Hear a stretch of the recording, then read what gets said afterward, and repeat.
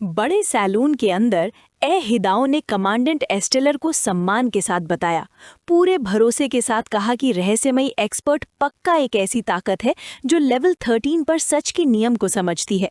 हिदेओ लड़ाई को याद करते हुए सीरियस लग रहा था।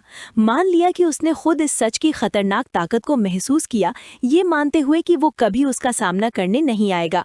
ये सुनो मोकोडो, आंखों और बाहों वाला बड़ा आदमी, मैं बहुत खुश हूँ, कहता है कि ये बड़ी खबर है, ये बताते हुए कि उसके इलाके में एस्टेलर ने बहुत समय से इतना ताकतवर टैलेंट नहीं दिया है। ये जानने के लिए बेचैन, ये जीनियस तुरंत मिलना चाहता है। मोकोडो ने अपना एक बड़ा हाथ बढ़ाया। मेरी हथेली में आंख चमक रही थी और पूछ रहा था कि एक्सपर्ट कहाँ है। हालांकि ए हिदाओ अचानक घबराहट में अंदर आ गया। उसके चेहरे से पसीना बह रहा था, जबकि वो घबराहट में मान रहा था कि वो आदमी अभी भी बेस के शील्ड प्रोटेक्टर के बाहर है ताकि वो अंदर न जाए। मोकोडो हैरान और एनो जैडो है। पूछो कि ए हिदेओ वो गलती कैसे कर सकता था। ये एहसास एक जीनियस को बाहर छोड़कर हुआ। कहता है कि सम्मान की कमी है और तुम्हें उसकी पहचान वेरीफाई करने से पहले एक सेफ लाना चाहिए था। अपना सिर झुकाते हुए ए हिदाओ ने समझाया कि स्थिति मुश्किल थी। ले भगवान सुप्रीम से सम्मानपूर्वक पूछो कि वो उसके साथ आएगा ताकि हम एक्सपर्ट को एक साथ जान सकें। ये अजीब रिक्वेस्ट कमांडर एस्टेलर को हैरान कर देती है। मोकोडो का गुस्सा एक अजीब बात में बदल गया। उसने पूछा कि एक सबऑर्डिनेट ने किसी रिक्रूट को जानने के लिए पर्सनली बाहर जाने के लिए क्यों कहा। बिना समय बर्बाद किए ए हिदाओ और कमांडर मोकोडो फ्यूचरिस्टिक बेस से बाहर उड़ गए, सीधे बाहर खाली जगह की ओर। साइन अप करे जहां ल्यूसेंट बदल रहा है। नीली एनर्जी का एक बड़ा घूमता हुआ गोला उस एरिया में तैर रहा है। थके हुए बचे हुए लोग, जिसमें कैप्टन ग्लूटन साइएटन डन भी शामिल है, वे नजर रख रहे हैं। अचानक पेटू कैप्टन और लाल बालों वाले अधिकारी ने शोक की हालत देखी। सिएंटन एक जबरदस्त दबाव पड़ा और ये साफ हो गया कि कोई सबसे बड़ा अधिकारी आ गया है। मोकोडो एक बड़े देवता की तरह अपनी चारों बाहें क्रॉस करके नीचे उतरता है। अपना शरीर इतना बड़ा बनाता है कि वहां मौजूद बाकी लोग छोटे लगे और उसकी मौजूदगी से माहौल भारी हो जाता है। मोकोडो ने एक हाथ बढ़ाया, अपनी हथेली की आंख का इस्तेमाल करके नीली खोपड़ी से निकलने वाली एनर्जी को देखा। इस बीच एनर्जी को एनालाइज करते हुए मोकोडो पूरी तरह से चौंक गया। आंखें खुली, अलडार से ठीक वही देख रहा है जो वो देख रहा है। हंगामा तेजी से एक जंगली भावना में बदल जाता है। मोकोडो का चेहरा खिल उठा और वो रो पड़ा, ये कंफर्म करते हुए कि ये एनर्जी निश्चित रूप से सच्चाई का नियम है। ये जानकर खुश होता है कि वो यूजर गैलेक्सी का एक सच्चा इंसान है।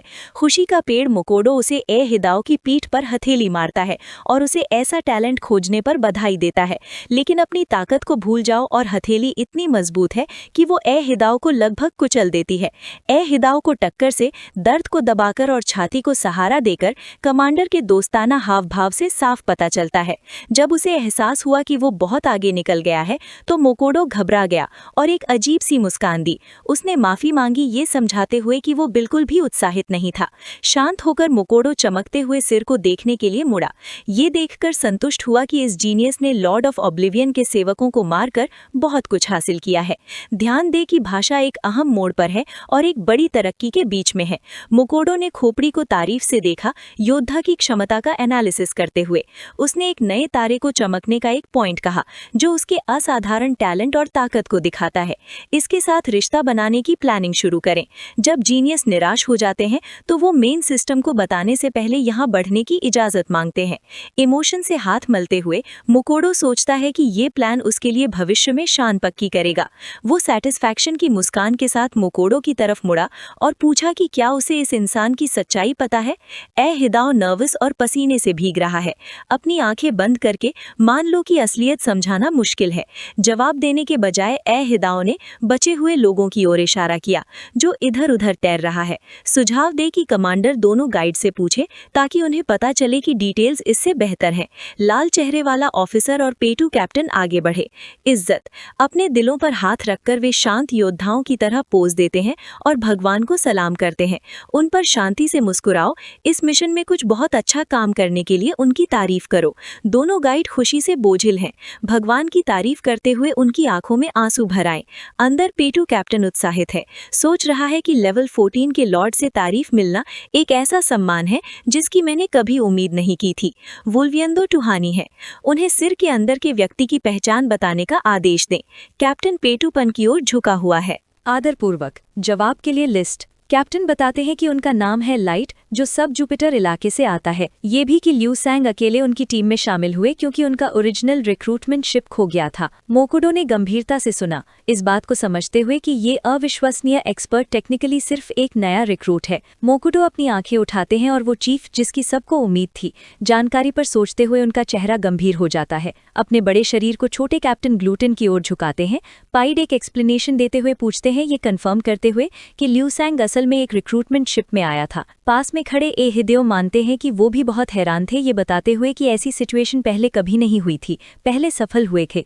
मोकुडो बताते हैं कि अगर कोई लेवल 13 वॉरियर एक नए रिक्रूट के तौर पर आता है तो इसका मतलब है कि आप इस यूनिवर्स में उस लेवल पर पहुंच गए हैं मेरे पैरों से। एक हाथ में चमकदार नीला सिर पकड़े हुए समझाते हैं कि इससे पता चलता है कि आपके इलाके स्टेलर ने आखिरकार लंबे समय के बाद एक असाधारण टैलेंट पैदा किया है। मोकुडो उसने अपनी दाढ़ी को छुआ, सोच रहा था कि क्या किसी ने उसे सरप्राइज देने के लिए ये प्लान किया है।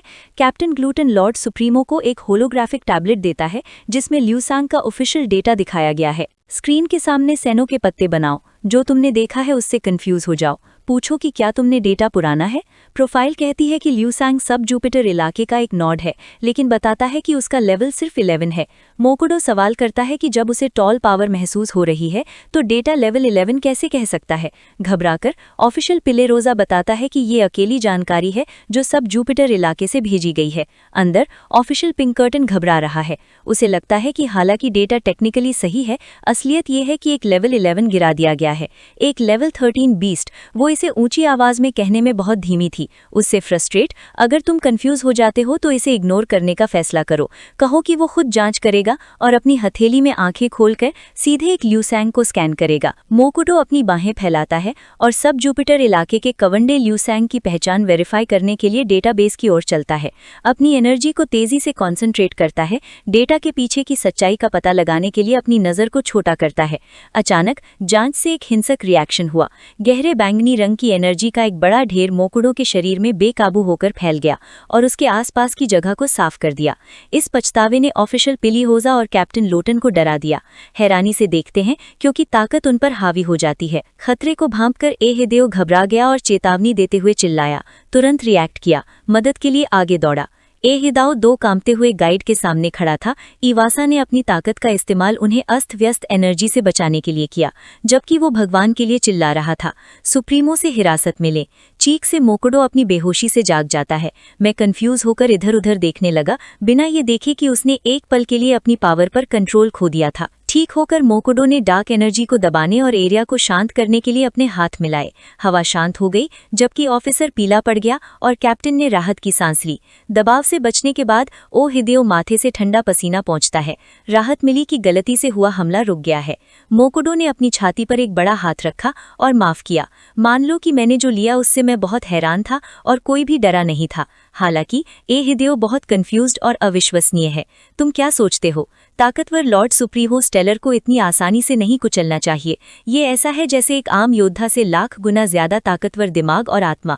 ए हिदाओ सुदा सिचुएशन को एनालाइज करते हुए, मुझे हैरानी है कि मोकुडो ने ल्यू सैंग डेटा में कहां से एंट्री की जो बाहर आया। इतना असरदार कि लेवल 14 का एक्सपर्ट भी अपनी पावर से कंट्रोल खो दे। समझाने के बजाय मोकुडो ने होलोग्राफिक स्क्रोल को ए हिदाओ की तरफ उछाला, ये कहते हुए कि वो खुद आया है। ए हिदाओ ने शक से चमकीले नीले पार्चमेंट को देखा। मुझे हैरानी है कि कुछ डेटा में ऐसा क्या दिलचस्प हो सकता है जिसे सब पुराना और गलत समझते थे। हालांकि डॉक्यूमेंट को स्कैन करते समय उसका एक्सप्रेशन बदल जाता है। से कोंगेलो ए खादे अल नोतार उन डिटेल जिसने साबित किया कि मैं गलत था। ए हिदाओ ने पूरी तरह से अपना आपा खो दिया। सोक के डेटा की पूरी हालत देखो, वो अंदर से चीख रहा है क्योंकि उसे डरावना सच दिख रहा है। ल्यू सैंग सिर्फ 20 साल का है और सिर्फ एक साल में लेवल 11 पर पहुंच गया है। ये डेटा पुराने नहीं है, ल्यू सैंग के बढ़ने की स्पीड बस बहुत ज्यादा है। ये वीडियो का अंत है। अगर आप लोग अगला भाग देखना चाहते हैं तो हमारे चैनल को सब्सक्राइब करें। मोकुडो और ए हिदाओ होलोग्राफिक स्क्रीन के सामने डरे हुए खड़े थे, अपने सामने अविश्वसनीय डेटा देख रहे थे। मोकुडो अपने सबऑर्डिनेट की ओर मुड़ा और पूछा कि क्या वो अब समझ गया है। रिक्रूट के पिछले रिकॉर्ड के बारे में उसे एक पल के लिए जो खलबली मची थी। ए हिदाओ टेक्स्ट पढ़ते हुए यकीन नहीं कर पा रहा था कि ल्यूसन सिर्फ 21 साल का था, लेवल 11 पर पहुंच गया।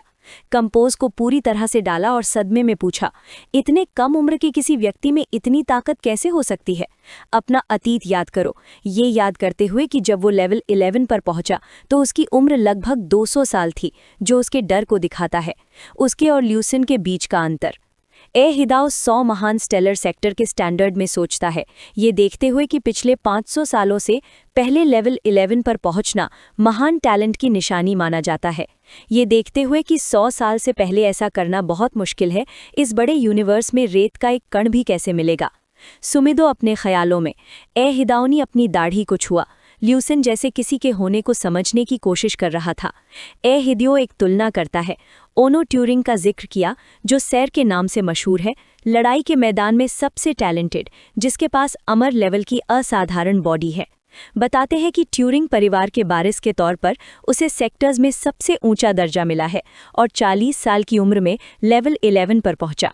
मोकोडो बताता है कि ओनो जैसा टैलेंटेड इंसान इतिहास में लेवल 15 तक पहुंचने और स्टेलर सिस्टम के लॉर्ड में बदलने वाला सबसे होनहार कैंडिडेट माना जाता है। लेकिन मोकोडो के चेहरे पर कॉन्फिडेंस की मुस्कान फैल गई। हिदाओ को देखते हुए कमेंट करें कि लेजेंडरी भी उसके मुकाबले में कमज़ोर लगता है जो युवा उनका सामना करता है।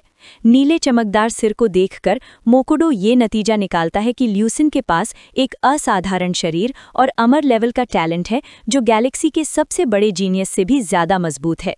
हिदाओ दारसा कांता पर चिल्लाते हुए कहता है कि ल्यूसिन मशहूर टैलेंटेड ओनो से 20 साल पहले उस लेवल पर पहुंच गया था, जिसका मतलब है कि उसके सफल होने की संभावना और भी ज़्यादा है। मोकोडो चमकता हुआ सिर पकड़े रहता है जबकि हिदाओ को देखता है, जबकि इस खोज की गंभीरता उनके बीच बैठी रहती है। मोकोडो के चेहरे पर एक बड़ी और कॉन्फिडेंट मुस्कान आती है। मान लीजिए कि महान स्टेलर सेक्टर के जीनियस नंबर 1 का टाइटल और स्टेलर सिस्टम के लॉर्ड का भविष्य का पद मालिक बदलने के समय हो सकता है। बड़े गर्व के साथ आओ कि और भी बेहतर, ये अविश्वसनीय व्यक्ति उसके अपने स्टेलर सेक्टर का है। हालांकि हिदाओ की हैरानी अविश्वास में बदल जाती है। महान गवर्नर को लेटर पूछते हुए कि कोई फिजिकली लेवल 11 से लेवल 13 पर कैसे जा सकता है, सिर्फ 2 महीने। मोकोडो ने शांति से नीचे देखा और हिदाओ को बताया कि ये मुमकिन है, किसी खास घटना को भूलने से बचने के लिए रिकॉर्ड करके। ये बात हिदाओ को बहुत बुरी लगी।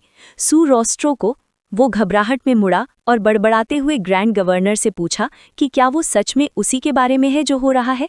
इससे पहले कि वो अपनी बात पूरी कर पाता, खोपड़ी जो स्पेस में तैरती है वो तेजी से वाइब्रेट करने लगती है।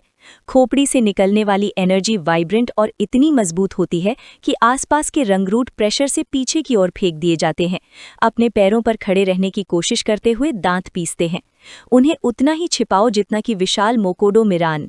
वो पूरी हैरानी के साथ आगे बढ़ा, ये देखते हुए कि ये घटना कैसे हुई। वो खिलखिला रहा था। हिदाओ हैरानी से चिल्लाया, उसकी आंखें खुली हुई थीं और उसने कानूनों की अनगिनत नदियां देखीं। यकीन नहीं हो रहा कि इतने सारे कॉस्मिक नियम एक ही समय में कैसे काम कर रहे हैं। मोकोडो ने हिदाओ को भावना से देखा, ये कन्फर्म करते हुए कि उसके सबऑर्डिनेट में समझ है। शानदार सिर को सहारा देते हुए 2 हाथों वाला विशालकाय दहाड़ा, ये कन्फर्म करते हुए कि अंदर वाला इंसान असल में सच का नियम सीखने के बाद डी लेवल का था। ल्यूसिन की क्षमता के बारे में सोचो, ये मानते हुए कि हम एक ऐसे जीनियस को वेलकम करने के पॉइंट पर हैं जिसका टैलेंट ट्यूरिंग परिवार से कहीं ऊपर है, एक सच्चा मॉन्स्टर जिसने आसमान को तबाह कर दिया। हिदाओ ने घबराहट के साथ देखा। कानून की इतनी सारी नदियों के बहने के ख्याल से उसके मुंह में पानी आ रहा था, सिर को ये दिखाने के लिए कि ल्यूसिन शिस रियल में लेवल 2 पर चढ़ रहा है। इसका क्या मतलब है, ये सोचते हुए मोकोडो के चेहरे पर सीरियसनेस आ गई। नामुमकिन काम याद है, सिर्फ एक लेवल के साथ सच का नियम सीखने के बाद ल्यूसिन ने लेवल 3 के एक जनरल एलियन जानवर को सफलतापूर्वक हरा दिया था। हिदाओ घबराहट से मुस्कुराया। मुझे लगता है कि भले ही ये यकीन करना नामुमकिन लगे, लेकिन ये उनकी अपनी आंखों के सामने हो रहा है, जो उन्हें इस अविश्वसनीय सच्चाई को मानने पर मजबूर करता है। अचानक खोपड़ी जोर से नीचे गिरी, जिससे तेज एनर्जी निकली। एनर्जी के एक शेल के अंदर ल्यू सिंह भ्रूण की तरह तैर रहा है, चारों ओर चिंगारी किरणें हैं। दर्द और बेचैनी को उसकी असली हालत से हटा दिया गया है। इस बात से पता चलता है कि उसने अपने शरीर को एक बड़े लाल रंग के रूप में इस्तेमाल किया था। ये उसकी मार्शल स्टेट में सहन करने की पूरी लिमिट थी। इस बात से पता चलता है क्योंकि जिस पल उसने सच के नियम की ताकत का इस्तेमाल किया, वो नाजुक बैलेंस टूट गया, जिससे उसका शरीर दबाव में तुरंत गिर गया। हालांकि उम्मीद है ये देखते हुए कि खुशकिस्मती से उसके पास नुकसान को ठीक करने के लिए 3,30,000 अमर सेल्स हैं। लू शेंग हाथ जोड़कर ध्यान करता है। जान ले कि आपके अमर सेल्स आपकी जान बचाएंगे, जिससे एक नया शरीर बनाने का मौका मिलेगा। लेकिन जब मैं अपने हाथ को नीचे देखता हूँ तो ये बताता है कि प्रोसेस अभी खत्म नहीं हुआ है। उसके अंदर कुछ जटिल बदलाव हो रहे हैं। तय करें कि उसके नए रूप का नाम एल क्वेर्पो मार्शल अमर सुप्रीमो होना चाहिए। पिता, जिसने रहस्यमयी खजाने का रिकॉर्ड बनाया, उसके शरीर में दर्ज दाव के असली शिलालेख। हड्डियों और मांस का एक खास असर होता है, जिससे उसका शरीर पहले से कहीं ज्यादा मजबूत हो जाता है। इस सुधार के बाद भी लू शेंग तारों वाले खालीपन में तैरता है, ये मानते हुए कि वो पूरी तरह से ठीक नहीं हुआ है। ध्यान दें कि ये सिर्फ एक मिलीजुली हालत बनाए रख सकता है, आधा शरीर और आधा फिजिकल शरीर।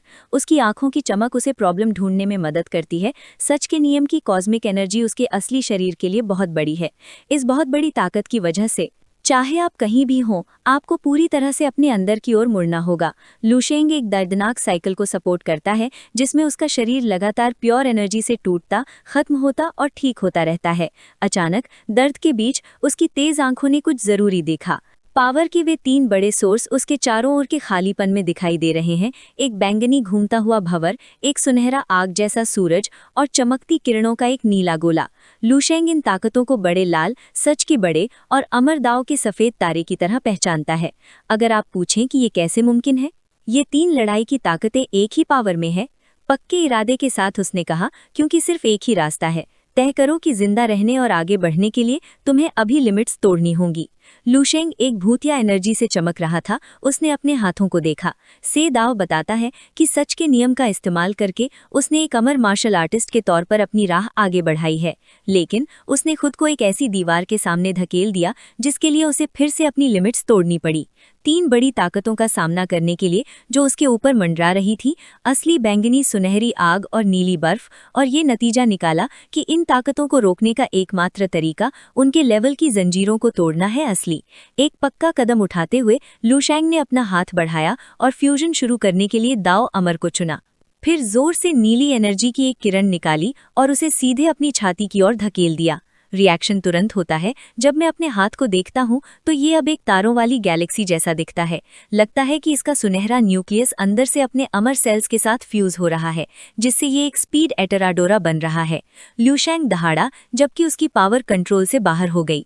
उसका सेल काउंट 3 लाख से बढ़कर आधा मिलियन हो गया और आखिर में 1 मिलियन के हैरान कर देने वाले आंकड़े तक पहुंचा।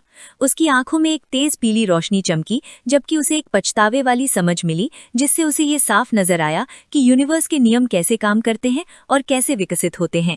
एक कॉन्फिडेंट और वाइल्ड मुस्कान के साथ लू शेंग ने कॉस्मोस की ओर देखा, ये देखते हुए कि सारा यूनिवर्स अब साफ लग रहा है।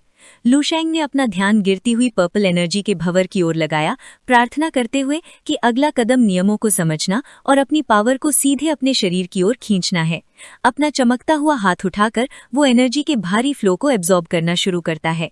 डिक्लेयर करें, जो चिप से मिली 26 मार्शल आर्ट्स को उसके पास मौजूद 12 के साथ मिला रहा है। इससे उसके शरीर में 38 नियमों की नदियों का पूरा डर पैदा हो गया, जो झटके से उसके शरीर में भर गईं।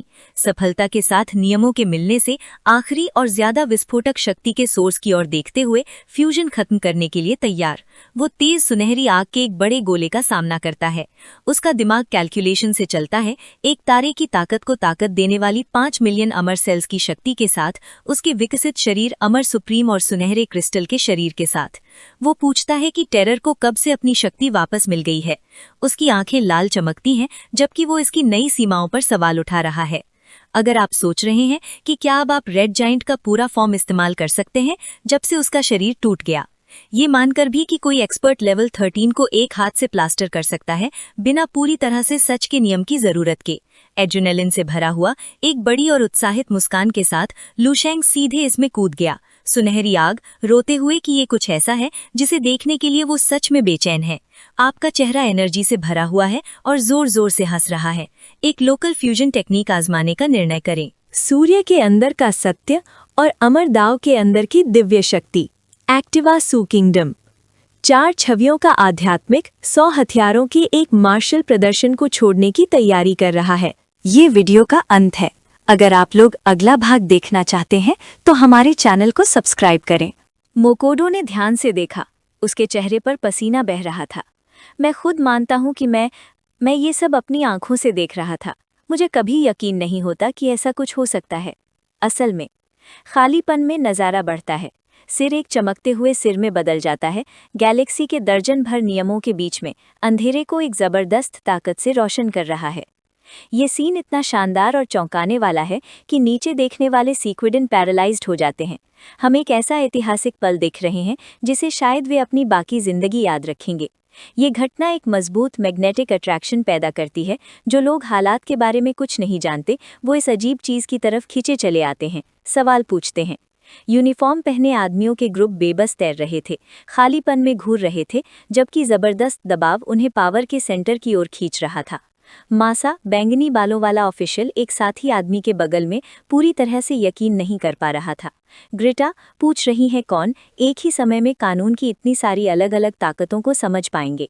आसमान हरी एनर्जी से भरा है, जबकि भीड़ ताकत के रूपों को गिन रही है। इस बात से हैरानी होती है कि उनके ऊपर गैलेक्टिक लाइट के कम से कम 38 अलग अलग बेल्ट दिखाई दे रहे हैं। डर के कट्टरपन वाला एक अधिकारी जो असलियत को समझने में असमर्थ है। पक्का करें कि इतिहास में ऐसा कोई योद्धा कभी नहीं हुआ जिसने 38 अलग अलग कानूनों को दिखाया हो। एक और आदमी घबराहट में चिल्लाया। इस कारनामे की तुलना ओनो के महान चमत्कार से की। ट्यूरिंग, ध्यान दे कि ट्यूरिंग भी लाइट के 20 बेल्ट तक नहीं पहुंच पाया था, जिससे ये नया योद्धा नामुमकिन सा बेहतर लगता है। मान लीजिए कि ये रहस्यमयी एक्सपर्ट भ्रूण होने से ही खेती कर रहा होगा। उत्सुकता के साथ भीड़ से आगे उड़ने का आग्रह करें इस असाधारण प्राणी की पहचान को वेरीफाई करने की शक्ति के लिए। भावनाओं में बहकर एक बड़ी भीड़ सीधे नीली और हरी रोशनी में सजे भंवर की ओर इकट्ठा हो गई ताकि एक किंवदंती के जन्म को देख सके। टॉर्चर के बीच में 2 हाथों वाला बहुत बड़ा मोकोडो पहरा दे रहा है, सिर के सामने, जो अब गोल एनर्जी के बैरियर से सुरक्षित है। वहां देखो, ए हिदेओ देखता है कि कैसे बदलाव अपने सबसे बड़े पॉइंट पर पहुंचता है। मोकोडो ने तैरते हुए सिर को देखा गंभीर भाव से। मान लो कि तुमने कभी सोचा भी नहीं था कि तुम्हारा यूनिवर्स तारों भरा हो सकता है, इतने असाधारण टैलेंट वाले किसी की रोशनी से। बड़े कमांडर के सामने खड़े होकर ए हिदेओ इस स्थिति की अजीब बात पर कमेंट करो। बताओ कि लुशैंग का शुरुआती पॉइंट ही दूसरे जीनियस लोगों के लिए आखिरी मंजिल है, जो उन्हें सच में अकल्पनीय बनाता है। उन्हें देबाजो, लाल चेहरे वाले अधिकारी, और पेटू कैप्टन ने देखा कि सीन कैसे सामने आया। अधिकारी पेलिरोजा स्थिति को गंभीरता से एनालिसिस करता है। मुझे खुद पर तरस आ रहा है कि लुशैंग अभी अभी ऊपर गई है। लेवल 12 पर वो कानून की 38 ताकतों पर हावी है। ये सोचना कि लेवल 13 पर पहुंचने पर आतंकवादी कौन होंगे उसके कानून। अचानक कैप्टन ग्लूटन बीच में ही टोक देता है। घबराहट में एक चीख एक और जरूरी बात बताती है। सिग्नल की लुशैंग ने लेवल 13 का सच का एक नियम समझ लिया है। इसका मतलब है कि अगर आप और ऊपर चढ़ते हैं तो आप एक ही तरह की कानून की ताकत से सीमित नहीं रहेंगे। ये बात मोकोडो को पता चलती है, जो निराश हो जाता है। एक उलझन भरे एक्सप्रेशन के साथ अपना सिर झुका लेता है, सदमे की हालत में चिल्लाता है। ए हिदेओ ने इमोशन के साथ थ्योरी को कंफर्म किया। मासा कमांडर को बताता है कि जब लुशैंग लेवल 13 पर पहुंचेगा तो उसके पास निश्चित रूप से कई शक्तियां होंगी और आप और भी ज्यादा समझ पाएंगे। मोकोडो वहीं पड़ा देखता रहा, उसका चेहरा हैरानी से भरा हुआ था। अपनी खोपड़ी के अंदर योद्धा की नामुमकिन क्षमता को समझते हुए वो पूछता है कि अगर लुशैंग की आवाज़ धीमी भी है तो उसे इंसान माना जा सकता है। एनर्जी कैप्सूल आखिरकार अपनी लिमिट तक पहुंच जाता है, अपने अंदर हो रहे बदलाव के तेज दबाव में सिकुड़ जाता है। डार्क एनर्जी के एक धमाके के साथ स्किन पूरी तरह से पार्टिकल्स बनाती है। लुशैंग स्क्रेफ्यूलस से बाहर निकलता है, बिना शर्ट के और बुने हुए काले धागों से घिरा हुआ। उसका शरीर लाल पैटर्न और मिलते हुए पंखों से चमकता है जब वो खाली जगह में घुसता है। उसके चारों ओर एक बहुत बड़ी कॉस्मिक घटना होती है जो नेब्यूला के अंदर बन रहे ब्लैक होल जैसी दिखती है। लुशैंग इस डिस्प्ले के बेस पर पाया जाता है, हाथ ऊपर उठाए पावर को चैनल करता है। बवंडर से निकली एनर्जी ने खुद को जोर से लाइट के एक कंसंट्रेटेड रिंग में दबा दिया जो उसके आसपास की जगह को बिगाड़ रहा था। लुशेंग ने बहुत ज्यादा कंसंट्रेटेड होकर अपने हाथों के बीच डार्क एनर्जी के गोले को कंडेंस किया। अपनी संस्कृति पर विचार करते हुए, ये देखते हुए कि उनके गुरु यान जिशो के 4 पोल इस नई पावर से पूरी तरह से ढक गए हैं, आइए संक्षेप में पूछें कि ये डेविएशन अच्छा है या बुरा। सू एक्सप्रेशन से वुल्वेसेरिया अपने भविष्य का एनालिसिस करते हुए, इस हिसाब से कि उनकी 3 ग्रैंड इनहेरिटेंस अभी सिर्फ लेवल 16 पर ही मैक्सिमम लिमिट दिखाती हैं। अपने हिसाब से वो ये नतीजा निकालता है कि लेवल 16 की ताकत है, लेकिन वो अकेला इस यूनिवर्स को बचाने में बिल्कुल नाकाम है। उसके गुरु यान जीशो की एक स्पेक्ट्रल इमेज उसके पीछे लामाओं के बीच दिखाई देती है। लुशेंग एक हिम्मत वाला फैसला लेता है। लेवल 16 का वो सीधा रास्ता छोड़ दो जो तुम्हारे गुरु ने पता लगाया है। अपनी जगह अपने आइडियाज को जोड़ने और एक बिल्कुल नया मार्शल रास्ता बनाने का फैसला करो, ये मानते हुए कि यही कामयाबी पाने का एकमात्र तरीका है। एक कॉन्फिडेंट मुस्कान, लगभग शिकारी जैसी, उसके चेहरे पर फैल गई, जिससे उसे लगा कि तैयारी लगभग पूरी हो गई है। चमकती एनर्जी के बीच में खड़े होकर लुशेंग अपनी असली हालत का अंदाजा लगाओ। कंफर्म करो कि 5 ग्रहों की विरासत में मिली यादें उसकी टेक्निक लेवल 13 के टॉप पर पहुंच गई हैं और उसकी स्पिरिचुअल पावर कामयाबी से लेवल 12 के टॉप पर पहुंच गई है। अपने हाथ के एक हल्के से मूवमेंट से उसने बैंगनी कपड़े पर एक मुंह बना लिया, स्पेस का। फैसला करो कि अब तुम्हारे पास देर करने की समझ नहीं है और ऑफिशियली पद छोड़ने का समय आ गया है। आखिरी, लेकिन ध्यान दें कि उससे पहले एक काम करना होगा, दुख के बारे में। उसने एरेमोलिना से एक गहरे बैंगनी रंग की आंख निकाली, उसे अपनी हथेली में पकड़ा। लुशेंग पर ध्यान दें और उसके हाथ में बैंगनी आंख है। उसे अपनी पकड़ से तब तक लगाता है जब तक वो सूजकर टूट न जाए। जबकि आंख टूट जाती है, वो बचे हुए हिस्सों के बीच रहती है। उसका एक्सप्रेशन उस एहसास से भी तेज हो जाता है। अचानक उसके शरीर में एक तेज और डरावनी चेतावनी गूंज उठी, उस बात से कि अजनबी जानवरों ने उसे पहले खत्म कर दिया था। उन्होंने चुपके से उसके अंदर एक श्राप डाल दिया था। श्राप खुद को आंखों के आकार के डरावने काले खालीपन के रूप में दिखाता है, जिसकी पुतलियां एक तारे के आकार की थीं जो उसके चारों ओर घूम रही थीं। अंधेरी चीजें शान जैसे शब्द गाती हैं, मैं तबाही भूल गया, अपनी भारी मौजूदगी से मेरे दिमाग पर हावी होने की कोशिश कर रही हैं। लुशेंग इस अंधेरे इलाके के बीच में शांत रहता है, श्राप को भूले हुए शब्द को एक बार फिर दोहराते हुए सुनता है। अपनी मुट्ठी में बहुत सारी सुनहरी रोशनी फिर से मिलाई, जिससे आत्माएं दहाड़ने लगीं। सेदा बताते हैं कि वो लगातार गा रहे हैं ताकि उनके पीछे की ताकतवर चीज की ओर इशारा किया जा सके। जो लोग मिलने आए थे, इसीलिए उन्होंने उन्हें तुरंत चुप कराने का फैसला किया। एक अंधेरी झील के साथ लुशेंग चूहे को बताता है और नीचे की ओर खतरनाक रोशनी का एक धमाका करता है। हमला तुरंत जुड़ जाता है, जिससे अंधेरी आंखें टूट जाती हैं और श्राप बनाने वाले कण बन जाते हैं जब तक वो धूल में नहीं बदल जाता। लुशेंग का मानना है कि क्योंकि उसने नीले तारे में लेवल 15 के जानवरों के एक लॉर्ड की नफरत गाई है, इसलिए इसे लॉर्ड ऑफ ओब्लिवियन कहा जाता है। ये असुस्तारलों के लिए काफी नहीं है। एक कॉन्फिडेंट और घमंडी मुस्कान के साथ वो उस अनजान चीज का सामना करता है। एक कहावत कोट करें जिसमें कहा जाता है कि जब आपके पास बहुत सारे पिस्सू होते हैं तो ये काटने की जगह को कांपने पर मजबूर कर देता है। चलो लॉर्ड डेलविड्रो से कहते हैं कि अगर तुम उसे मारना चाहते हो तो तुम्हें अभी आना चाहिए, नहीं तो तुम्हें उसके दूसरे दुश्मनों के पीछे जाने का इंतजार करना होगा। लुशेंग ने सीक्वल को खत्म करते हुए अपनी आंखें बंद कर लीं। लेवल 13 के जानवरों की चेतना उसके दिमाग में भर जाती है। एक बहुत बड़ी आध्यात्मिक शक्ति के साथ फ्यूजन उसकी दिव्य आत्मा के साथ उसकी आंखों के सामने अनगिनत अस्त व्यस्त और बिखरे हुए दृश्य दिखाता है। बुराई के आभा मंडल और इन यादों में मौजूद चरम सीमाओं के बावजूद लुशेंग नहीं बदलता। बैंगनी ऊर्जा से घिरा हुआ खड़ा बस असर महसूस कर रहा है, जैसे बिना पैराशूट के बारिश में चलना। महसूस हो रहा है, लेकिन बहुत ज्यादा नहीं। अपने हाथ को देखते हुए एहसास को एनालाइज करें। ध्यान दें कि ये बहुत कुछ वैसा ही महसूस होता है जब सेल्स म्यूटेट होते हैं। अतीत में उसके शरीर पर पैरासिटाइज किया गया था।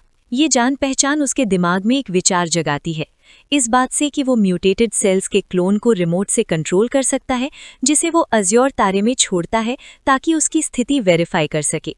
एकाग्र भाव के साथ लुशेंग ने अपनी 2 उंगलियों से अपने माथे को छुआ, जिससे यूनिवर्स में अपनी चेतना को प्रोजेक्ट करने के लिए उनका कनेक्शन एक्टिवेट हो गया। एक ही पल में उसकी आत्मा अज्योर तारे में पानी के नीचे एक गहरे माहौल में टेलीपोर्ट हो जाती है, बुलबुलों और नीले पानी के बीच दिखाई देती है। उसकी तेज आंखों ने तुरंत एक बड़ी घेराबंदी की मौजूदगी को नोटिस किया। अंधेरी गहराइयों से उठते हुए एक विशाल समुद्री राक्षस और टेंटिकल्स और कई आंखों वाला आतंक है जो लूशेंग के पूरे प्रोजेक्टेड रूप को भर देता है। लूशेंग इस जीव को देखता है और पाता है कि उसका मकसद उसके अंदर है, सीप के अंदर मोती की तरह सुरक्षित। और म्यूटेटेड सेल्स का क्लोन अब कैसा दिखता है? खुद का एक पीला और नंगा वर्जन जिसके टेंटिकल्स उसके धड़ से जुड़े हैं, जानवर की एनर्जी को लगातार सप्लाई करके। फ्लोटा अपनी दूसरी कार को देखने के लिए पास आया। लूशेंग क्लोन को एनालाइज करता है और कुछ मजेदार बातों का हिसाब देता है। ये बॉडी लेवल 12 पर पहुंच गई है। ध्यान दें कि क्लोन अपने लेवल से भी तेजी से आगे बढ़ा है। मुख्य शरीर बहुत आरामदेह जिंदगी जी रहा है। लूशेंग क्लोन के अंदर की एनर्जी को एनालाइज करता है और देखता है कि इसने बहुत ज्यादा शैडोई पहलू को बहुत अच्छे से विकसित किया है। आप ठीक हैं इस बात से कि अपने जीन में छिपी हुई सहज प्रवृत्ति का पालन करते हुए क्लोन ने तारे का रास्ता उसके हिसाब से जारी रहता है, यहाँ तक कि एक तरह के सीक्वेंस प्रिंसिपल में भी एंटर कर जाता है। हालांकि लूशेंग एक खास अंतर बताता है। इस क्लोन के अंदर का तारा गहरा बैंगनी है जिसमें गड़बड़ी और बुराई की बू आ रही है। अगर आप सोच रहे हैं कि क्या ये यूनिवर्स की साइड्स एंड शैडो को दिखाता है, ये नतीजा निकालें कि दूसरी दुनिया का मालिक सेल्स का ये क्लोन बना रहा है। बहुत सावधानी से म्यूटेट किया गया है जो विरासत में मिली यादों को गाइड तक पहुंचा रहा है। लूशेंग ने ये नतीजा निकाला कि ये पूरी तरह से सही है कि क्लोन ने नीचे दिए गए अपने हिसाब से अंधेरे तारे का रास्ता निकाला है। Tail guide. लूशेंग के चेहरे पर एक अजीब सा भाव आता है जब वो बीच बचाव करने का फैसला करता है। क्लोन को प्रोसेस को तेज करने के लिए कुछ और न्यूट्रिएंट्स देने का ऑफर देता है। लूशेंग पावर इकट्ठा करता है। लेवल 13 के जानवरों से निकलने वाली स्पिरिचुअल केओस, वो सही हिस्से जो उसके पास खुद नहीं है, वो इसका इस्तेमाल कर सकता था और इस एनर्जी को सीधे क्लोन के शरीर में डाल सकता था। रिएक्शन तुरंत होता है। म्यूटेटेड क्लोन का शरीर तेजी से फैलने लगता है, एक अजीब रूप में बदल जाता है। कियोटिक पुआस ने अपनी स्किन खुजाई जबकि एक औरा सीधे लेवल 13 की ओर इशारा कर रहा था। ये फैलने लगता है। अंधेरे की गहराई में क्लोन बनाने वाली एंटिटी इस ग्रोथ को महसूस करती है। कई आंखों की बड़ी मौजूदगी मनमोहक है। अच्छे लड़के को एनिमेट कर रही है और भी तेजी से बढ़ने के लिए, ताकि उसे आखिरकार खोदा जा सके और पूरी तरह से खाया जा सके। वापस लौटने के लिए पानी में लूशेंग चुपचाप जाने का फैसला करता है ताकि उसे जो पिता वाली खुशी महसूस होती है वो खराब ना हो। जानवर हमेशा अपने बेटे को खुशहाल बनाएगा। एक प्यारी सी मुस्कान के साथ वो ये सोचकर गायब हो गई कि अगली बार जब हम मिलेंगे तो इस फल को काटने का समय होगा। मैं अपने लिए रोया, चिंता के साथ उस पल का इंतजार कर रहा था जब जानवर उस जगह पर वापस आएगा और जो हुआ था उसका हिसाब देगा। वैंसी अपने सामने खड़ी औरत को पूरी तरह अविश्वास से देखता रहा। उसके चेहरे से पसीना बह रहा था और वो हकला रहा था। उसे ये धोखा समझ नहीं आ रहा था। आखिरकार वो पूछने में कामयाब हुआ कि क्या वो सच में प्रोफेसर सैंडी है। एक डरावनी मुस्कान और चमकती बैंगनी आंख के साथ सीधी खड़ी उसकी चुप्पी ने उसके सबसे बुरे बार की पुष्टि कर दी। अचानक वैंसी के पीछे धूल में से बड़े बड़े भारी भरकम लोग बाहर निकले। इन राक्षसी आदमियों के शरीर में नीले क्रिस्टल लगे हुए थे और वे सैंडी को पागलपन भरी भक्ति से देख रहे थे। एक ने बताया कि उसने आदेश के अनुसार माना दीवार को नष्ट कर दिया है।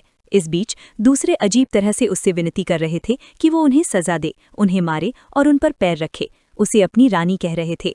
वैंसी ने उस राक्षसी समूह को उलझन में देखा और पूछा कि वे कौन हैं। सैंडी ने एक टेढ़ी मुस्कान के साथ उसे नीचे देखा। उसने बताया कि ये वांटेड अपराधी हैं। वो चुपके से ठीक इसी दिन के लिए ट्रेनिंग ले रही थी। वैंसी को एक भयानक एहसास हुआ। उसे वे सारे समय याद आए जब वो इन्वेस्टिगेशन से गायब रहती थी, कैसे वो हमेशा नशे में रहती थी और उसकी रिपोर्ट्स में गायब जानकारी। उसे हैरानी से एहसास हुआ कि उसका नाकाम होने का नाटक सिर्फ एक झूठ था ताकि वो इस प्राइवेट आर्मी को भर्ती करने की बात छिपा सके। अपराधी उत्साह से शर्मा गए और अपने अगले आदेश के लिए पूछा। सैंडी की मुस्कान और चौड़ी हो गई। उसने अपना हथियार आगे किया और उन्हें फैलने और हमला करने का आदेश दिया। क्रिस्टल लगे अपराधियों ने बात मानी और उसने जो कहा उसे करने के लिए इंसानी गति से सभी दिशाओं में कूद गए। वैंसी और उसके पीछे की टीचर अचानक हुई इस हरकत से हैरान रह गए। जैसे ही स्थिति की सच्चाई समझ में आई, वैंसी का चेहरा पूरी तरह से घबराहट में बदल गया। धमाके के बाद वैंसी मॉर्ग किसी तरह धमाके से बचे छात्रों को बचाने के लिए एक नीला बैरियर बनाने में कामयाब रहा। हालांकि नुकसान भयानक था। जमीन हमले में फंसे छात्रों की लाशों से ढकी हुई थी। उनका खून पत्थर के फर्श पर फैल गया था। बैरियर को संभालने की कोशिश करते हुए एक हताश वैंसी ने सैंडी पर चिल्लाते हुए पूछा कि वो ऐसा भयानक काम क्यों कर रही है। सैंडी धूल और मलबे में खड़ी थी और बस मुस्कुरा रही थी। उसने एक तारीफ के साथ उसका मजाक उड़ाया। कहा कि वो सच में किसी वजह से ही एकेडमी का प्रोफेसर है, क्योंकि वो धमाके में बच गया। वैंसी ने उसे घूरते हुए पूछा कि क्या वो हमेशा से पागल थी या हाल ही में पागल हुई है। तभी उसे एक ख्याल आता है। वो पूछता है कि क्या उसके काम 47 की घटना की वजह से है, वो ऐतिहासिक घटना जिसने उसके परिवार को बर्बाद कर दिया था। सैंडी ये जानकर सच में हैरान हो जाती है कि उसे उसके परिवार का इतिहास पता है। वो उस बूढ़े आदमी की उसके कमाल के ज्ञान के लिए तारीफ करती है और पूछती है कि क्या वैंसी को लगता है कि वो ये सब अपने परिवार का बदला लेने के लिए कर रही है। वैंसी चिल्लाकर जवाब देता है, उस घटना को नज़रअंदाज करते हुए। वो कहता है कि 47 की घटना शक्ति के नशे में अंधे मूर्खों द्वारा किया गया एक विद्रोह से ज्यादा कुछ नहीं था। सैंडी का चेहरा ठंडा पड़ जाता है और वो जवाब देती है कि उसे यकीन है कि वो इसे इसी तरह देखता है। हालांकि अपने किए हुए नुकसान के ऊपर खड़े होकर वो उसे बताती है कि वो सच से बहुत दूर है। वो 35 साल पहले की कहानी बताना शुरू करती है, साम्राज्य के एक होने के कुछ समय बाद। वो बताती है कि 47 परिवारों के मुखियाओं ने महल पर हमला किया, जिसमें अनगिनत लोग मारे गए, जिसे 47 परिवारों की घटना के नाम से जाना गया। विद्रोह का अंत विद्रोहियों के लिए एक नरसंहार में हुआ। 46 नेताओं को वहीं मार दिया गया। सैंडी बताती है कि सिर्फ एक बचा था, उस दुखी परिवार का मुखिया, उसके दादाजी। उन्हें गिरफ्तार करके नोवेल वेग नाम की जेल में डाल दिया गया। सैंडी एक उंगली उठाकर समझाती है कि विद्रोह का ऊपरी कारण सिंहासन पर कब्जा करना था, लेकिन उनका असली मकसद अलग था। वैंसी ध्यान से सुनता है जैसे जैसे वो आगे बताती है। वो बताती है कि शाही परिवार को डर था कि दूसरे परिवार भी इसमें शामिल हो जाएंगे, इसलिए उन्होंने सच को जनता से छिपा दिया। फिर सैंडी बेहोश और खून बह रहे हेडमास्टर विंस्टन के बाल पकड़कर उसका सिर जोर से ऊपर उठाती है।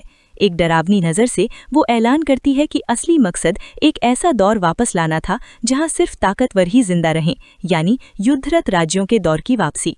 वैंसी उसे हैरानी से देखता है, युद्धरत राज्यों के दौर शब्द दोहराते हुए।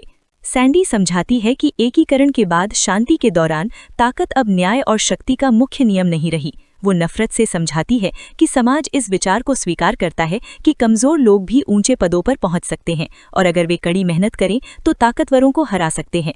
एक तस्वीर दिखाई देती है जिसमें एक छोटा विद्वान एक शक्तिशाली योद्धा से ऊंचा खड़ा है। सैंडी की आवाज़ तेज हो जाती है जब वो कहती है कि 47 परिवार इस नई सच्चाई को स्वीकार नहीं कर पाए। वो एक डरावनी तस्वीर बताती है जहां शांति इंसानों को जानवरों में बदल देती है। जो लोग अपनी ताकत खो देते हैं वे उपयोग होने का निशाना बन जाते हैं। इंसानी चमड़ी पहने कचरे की तरह बर्ताव किया जाता है। वैंसी उसकी उल्टी सीधी बातों को नहीं समझ पाता, उसे पागल कहता है। वो पूछता है कि क्या उसने सच में विंस्टन को सिर्फ इसलिए मार दिया क्योंकि वो ऐसी पागलपन वाली बातों पर विश्वास करती है। वो उसे याद दिलाता है कि 47 की घटना के दौरान विंस्टन ने उसकी रक्षा के लिए कदम बढ़ाया था। उन्हें सिर्फ उनसे जुड़ा होने की वजह से सजा मिलने से बचाया था। वो चिल्लाता है कि विंस्टन ने तो उसे स्पॉन्सर भी किया था ताकि वो प्रोफेसर बन सके। वो पूछता है कि वो लड़की पर दिखाए गए एहसान का बदला कैसे चुका सकती है। परिवार के साथ ऐसा धोखा। सैंडी चुपचाप विंस्टन का सिर पकड़े खड़ी है, जबकि वैंसी उस पर चिल्लाता है। फिर उसका चेहरा गुस्से से भर जाता है। दांत पीसते हुए वो उसे चुप रहने के लिए कहती है। उसकी आंखें बैंगनी गुस्से से चमक रही थीं। वो चिल्लाती है कि ये कमीना ही वो था जिसने उसके दादाजी को गिरफ्तार किया था। वो बताती है कि विंस्टन को मन्ना कंजशन इसलिए हुआ था क्योंकि वो उसके दादाजी से लड़ते समय घायल हो गया था। लापरवाही से फेंकते हुए वो विंस्टन के बेजान खून बहते शरीर को जमीन पर फेंक देती है। वो ठंडेपन से कहती है कि उसके निजी बदले के अलावा वो स्कूल का चेहरा है, इसलिए उसे मरना ही होगा। पूरी नफरत भरी नज़र से सैंडी वैंसी की पहले कही बातें उसे वापस सुनाती है। वो उसके इस दावे का मजाक उड़ाती है कि अकेडमी एक ऐसी जगह है जो मार्शल आर्ट्स के शिखर की पूजा करती है। उसका चेहरा तिरस्कार से भर जाता है और वो साफ साफ कहती है कि उसका बयान पूरी तरह बकवास है। कोलोसियो अकेडमी के सुनहरे प्रतीक को घूरते हुए वो अपनी सच्ची भावनाएं उगल देती है। वो इसे एक घटिया जगह कहती है जो बस मार्शल आर्ट्स को छिपाती है। वो बताती है कि स्कूल सिर्फ सरकारी नौकरियों और सफलता के वादों से सच्चे योद्धाओं को काबू में करने के लिए है, उन्हें सिस्टम के लिए आज्ञाकारी औजारों में बदल देता है। जैसे ही उसके शरीर के चारों ओर बैंगनी ऊर्जा तेजी से बढ़ने लगती है, वो घोषणा करती है कि मौजूदा सिस्टम पूरी तरह से टूटा हुआ है। वो अपने क्रूर विश्वास को बताती है कि ताकतवर ही शक्ति के एकमात्र प्रतीक होने चाहिए, जबकि बाकी सभी को खत्म कर देना चाहिए। वो कसम खाती है कि वो खुशी खुशी खुद वो आपदा बन जाएगी। अपनी चाबुक को कसकर पकड़कर वो उन्हें चेतावनी देती है कि वे अपनी किस्मत के बारे में शिकायत करने की हिम्मत न करें। वो वादा करती है कि वो उन्हें इस नई हिंसक सच्चाई को स्वीकार करने के लिए मजबूर करेगी। एक बहरा कर देने वाली दहाड़ के साथ सैंडी अपनी पूरी शक्ति अनलीश करती है। बैंगनी ऊर्जा के तूफान और अपने क्रिस्टन मिनियन से घिरी हुई वो चिल्लाती है कि वो एक प्राकृतिक आपदा बन जाएगी। लेकिन उसके रैम्पेज को तुरंत रोक दिया जाता है। लाल रोशनी की एक विशाल चकाचौंध करने वाली किरण युद्ध के मैदान से नीचे आती है। हमला अविश्वसनीय ताकत से जमीन पर लगता है, जिससे लाल ऊर्जा का एक बड़ा विस्फोट होता है जो पत्थर के फर्श को तोड़ देता है और मलबा हर जगह उड़ने लगता है। सैंडी जम जाती है। अचानक विनाश को देखकर उसका चेहरा तुरंत घमंड से पूरी तरह सदमे में बदल जाता है। धूल और लाल ऊर्जा के बादल से एक नया व्यक्ति उभरता है। क्रिस्टल लगे अपराधी घबरा जाते हैं। अचानक दिखाई देने वाली मदद को देखकर डर के मारे नीचे देखते हैं। उन्हें समझ नहीं आता कि ये शक्तिशाली लड़ाके कहाँ से आए। अपने डर के बावजूद वे फिर से इकट्ठा होने की कोशिश करते हैं। चिल्लाते हुए कहते हैं कि उनकी संख्या ज्यादा है और एक अकेला तलवारबाज उन सभी से नहीं लड़ सकता। दो राक्षस हवा से ओसिरिस पर हमला करते हैं, उसे काबू करने की कोशिश करते हैं। हालांकि इससे पहले कि वे उस तक पहुंच पाते, उन्हें शक्तिशाली एनर्जी बीम और तीरों से हवा में ही उड़ा दिया जाता है। इनमें से एक के सिर पर सीधा वार होता है। दूर से देखते हुए हमलावर खुद को दिखाते हैं। ये सर्वेंटे है, अज्यूर स्पीयरमैन परिवार का मुखिया और रोड्रिक मिस्टिकल आर्चर परिवार का मुखिया। सर्वेंटे मुस्कुराते हुए देखता है कि बास्करविल परिवार का युवा स्वामी ओसिरिस अपनी उम्र में इतनी ऊंची स्किल तक पहुंच गया है। एक जूनियर से पीछे न रहने की इच्छा और एकेडमी में अपने बच्चों की रक्षा करने की प्रेरणा से दोनों मुखिया अपने हथियारों को पावर देते हैं। रोड्रिक सहमत होता है कि वे युवा पीढ़ी को अभी उन्हें हराने नहीं दे सकते और वे लड़ाई में शामिल होने की तैयारी करते हैं।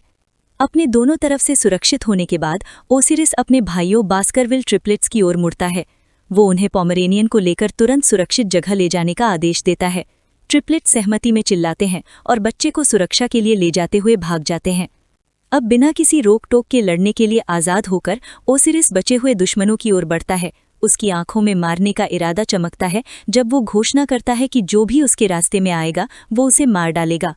वो अपनी मैना को अपनी तलवार में केंद्रित करता है और विनाशकारी बास्करविल 6 तकनीक का इस्तेमाल करता है। वो तेजी से आगे बढ़ता है, दुश्मन की कतारों में एक विशाल तारे के आकार का पैटर्न बनाता है। क्रिस्टल राक्षस तुरंत टुकड़ों में कट जाते हैं, हमले की गति और सटीकता पर प्रतिक्रिया करने में असमर्थ। वेंसी मॉर्ग अपनी विफलता बताने के लिए आगे बढ़ता है। वो उसे बताता है कि वो सिर्फ अकादमी के कर्मचारियों से नहीं लड़ रही है, बल्कि साम्राज्य के सभी शक्तिशाली परिवारों की एकजुट शक्ति से लड़ रही है। वो पूछता है कि क्या उसे अभी भी बेसिक सच्चाई समझ नहीं आई कि दूसरों से छीनने के लिए इस्तेमाल की जाने वाली ताकत हमेशा बचाने के लिए इस्तेमाल की जाने वाली ताकत से कमज़ोर होती है। सैंडी वेंसी के सामने हंसती है। उसे बचाने की ताकत पर उसका लेक्चर बहुत मज़ेदार लगता है। एक अजीब से मुड़े हुए एक्सप्रेशन के साथ वो अपनी उंगली चाटती है और एक डरावना काउंटर आर्ग्यूमेंट देती है। वो तर्क देती है कि उसे बस उन चीज़ों से छुटकारा पाना है जिसे वो बचाना चाहता है, जिससे उसकी ताकत बेकार हो जाएगी। एक अजीब सी मुस्कान के साथ वो उससे पूछती है कि क्या वो सही नहीं है। उसका क्रूर विश्वास तुरंत पास ही में दिखाया जाता है। मलबे में एक बच्चा गिरने पर बेकाबू होकर रो रहा है। अपनी माँ के शरीर पर उसके लिए चिल्ला रही थी। इस दुखद सीन के ऊपर एक बहुत बड़ा क्रिस्टल मॉन्स्टर खड़ा था। वो जानवर उस लाचार जोड़ी को नीचे देखता है, ये देखते हुए कि माँ टेक्निकली अभी भी जिंदा है, और डरी हुई लड़की से पूछता है कि अब वो क्या करने वाली है। मॉन्स्टर का चेहरा एक गंदी खुश मुस्कान में बदल जाता है क्योंकि वो काम खत्म करने की तैयारी करता है। वो घोषणा करता है कि उसकी रानी सैडी ने सभी कमजोरों को मारने का एक आसान आदेश दिया है। बच्चा जोर से कांपने लगता है, उसकी आंखें डर से चौड़ी हो जाती हैं और वो मना करते हुए हकलाती है। डर से लकवाग्रस्त और पक्की मौत का सामना करते हुए वो एक आखिरी डरावनी चीख निकालती है जब मॉन्स्टर हमला करने की तैयारी करता है। ये वीडियो का अंत है। अगर आप लोग अगला भाग देखना चाहते हैं तो हमारे चैनल को सब्सक्राइब करें। मलबे में खड़ी प्रोफेसर सैंडी वेंसी मॉर्ग पर जोर जोर से हंसती हैं।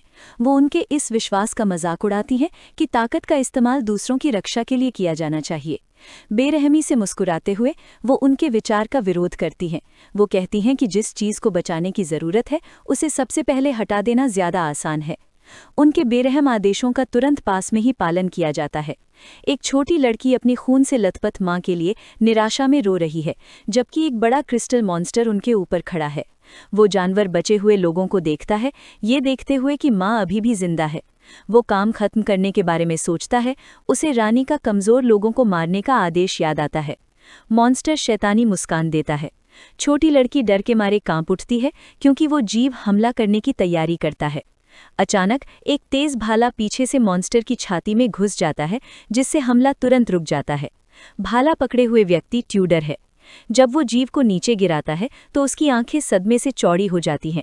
जैसे ही मॉन्स्टर गिरता है, ट्यूडर जम जाता है।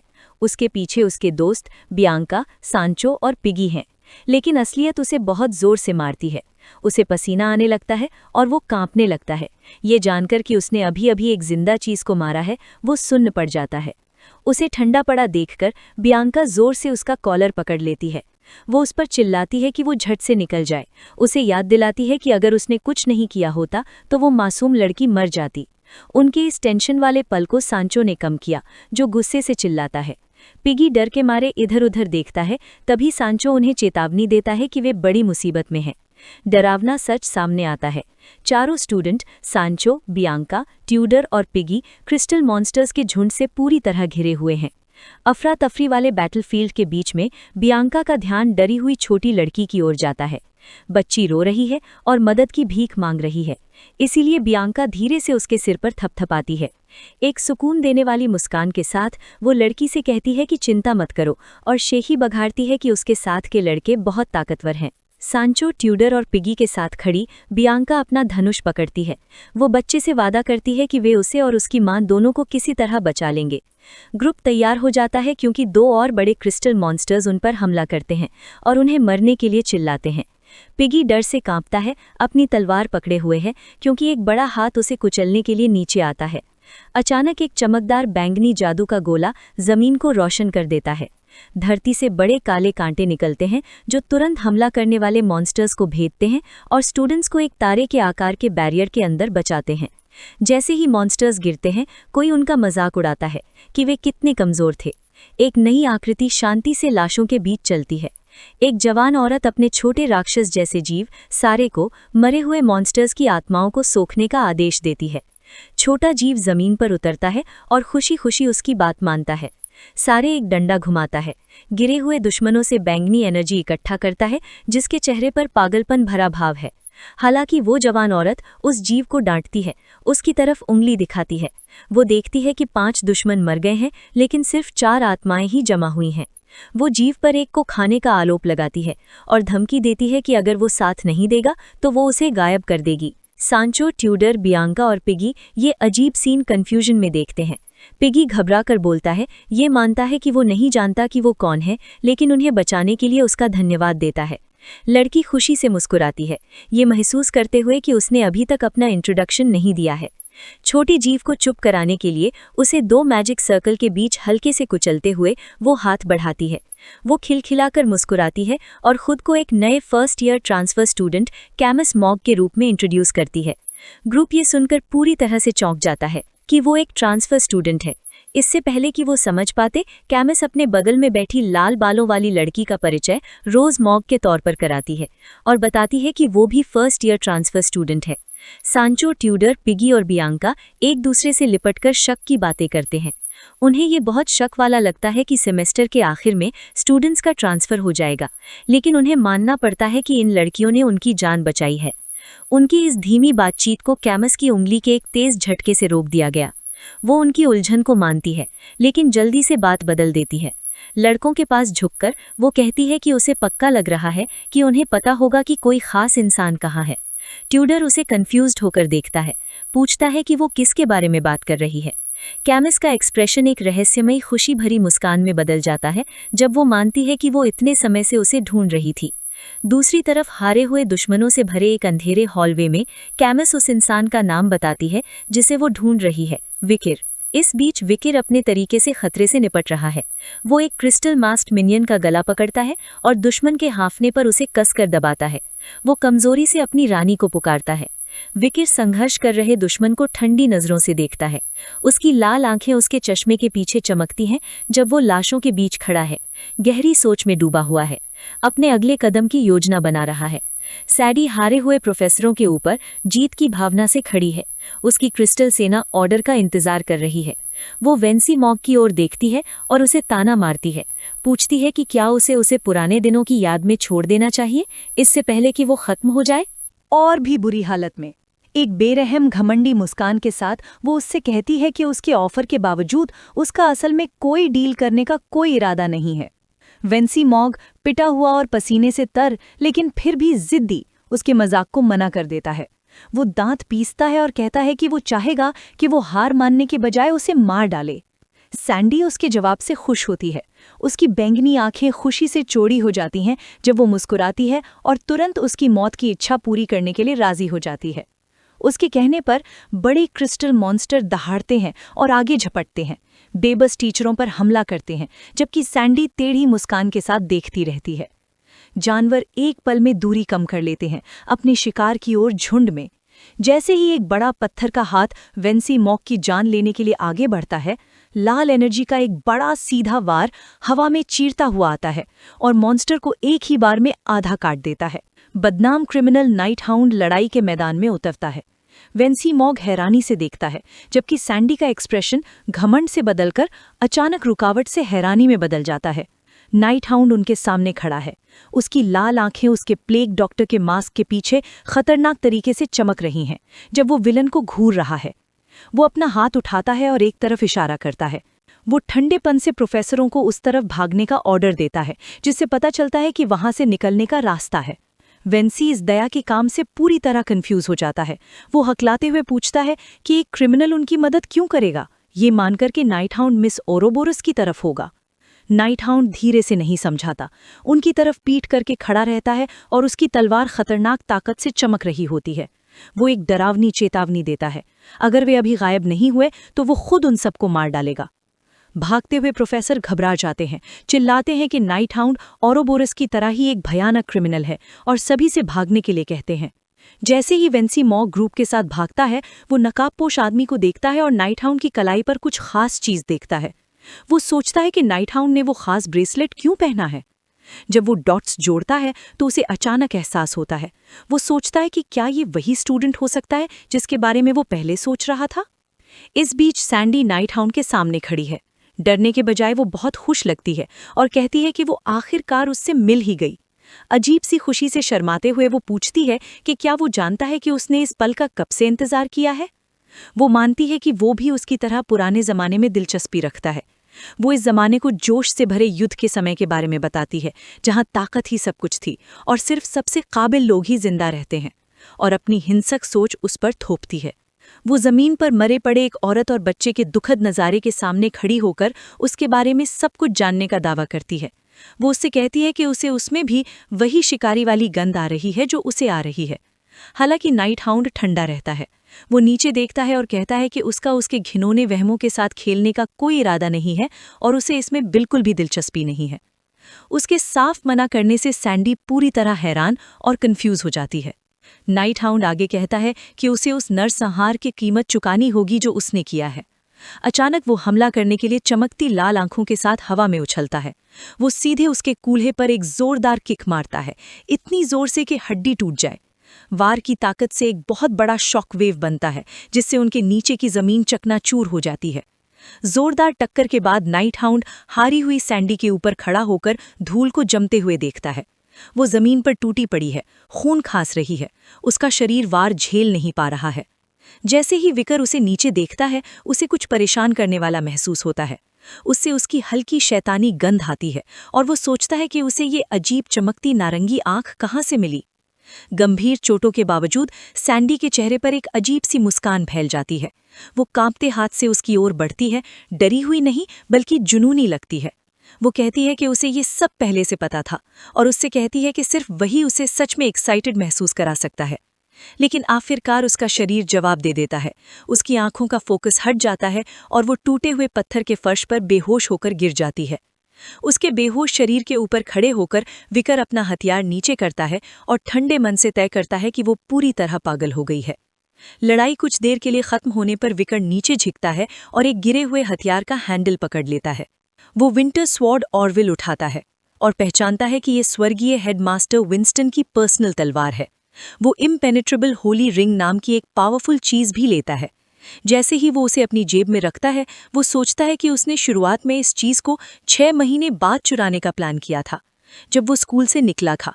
वो इतनी जल्दी इतना बड़ा खजाना मिलने की अजीब बात पर ध्यान देता है, लेकिन जैसे ही वो जाने की तैयारी करता है उसे गहरी बेचैनी महसूस होती है। उसे एहसास होता है कि अपनी पिछली जिंदगी में समय में पीछे जाने से पहले उसने मिस ओरोबोरस से जुड़ी किसी घटना के बारे में कभी नहीं सुना था। वो समझता है कि टाइमलाइन बहुत बदल गई है और उसे लगता है कि कुछ बहुत गलत है। अचानक वो जम जाता है। मास्क के पीछे उसकी आंखें सच में हैरानी से चौड़ी हो जाती हैं। वो हैरान, खामोश खड़ा रहता है। एक बार जमीन पर नीचे देखते हुए उसकी नज़र उस आदमी की बॉडी पर टिक जाती है जिसे मरा हुआ माना जा रहा था। ये हेडमास्टर विंस्टन है, जो खून से लथपथ पड़ा है और उसके सीने में एक बड़ा छेद है जहां उसे चाकू मारा गया था। लेकिन विकर को ये देखकर हैरानी होती है कि हेडमास्टर अभी भी मरा नहीं है। विंस्टन की आंख अचानक खुल जाती है। एक डरावनी लाल रोशनी और एक अजीब सी पुतली से चमकती हुई विकर को एक डरावनी सुपरनैचुरल तेजी से घूर रही है। ये वीडियो का अंत है। अगर आप लोग अगला भाग देखना चाहते हैं तो हमारे चैनल को सब्सक्राइब करें। अपनी स्पिरिचुअल यात्रा पूरी करने के बाद लुशेन का चमकदार स्पिरिचुअल रूप धीरे धीरे लौटता है। उसका फिजिकल शरीर, जो शांति से मेडिटेशन की मुद्रा में बैठा है, एक चमकती नीली एनर्जी से घिरा हुआ। लुशेन अपनी नई पावर को प्रोसेस करता है, उसे सफलतापूर्वक खत्म कर देता है, उस जानवर की सभी गंदगी जो उसने पहले खत्म कर दी थी। ध्यान से सिर्फ सबसे शुद्ध एनर्जी को बचाकर रखें ताकि वो अपनी ग्रोथ में इस्तेमाल हो सके। अचानक उस पर पावर का एक बड़ा धमाका हुआ। मार्शल आर्ट्स और यूनिवर्सल कानूनों के बारे में अनगिनत यादें उसके शरीर में भर गईं और एक जानवर की डरावनी इमेज बन गई। उसके पीछे 3 आंखों वाला एक राक्षस दिखाई देता है। उसने जो अकाउंट इकट्ठा किया है उससे पता चलता है कि सच में बहुत बड़ी वाइटल एनर्जी। लुशेन द्वारा ली गई एनर्जी की पूरी मात्रा और ताकत पूरी तरह से निराश, उसकी आंखें हैरानी से चौड़ी हो गईं।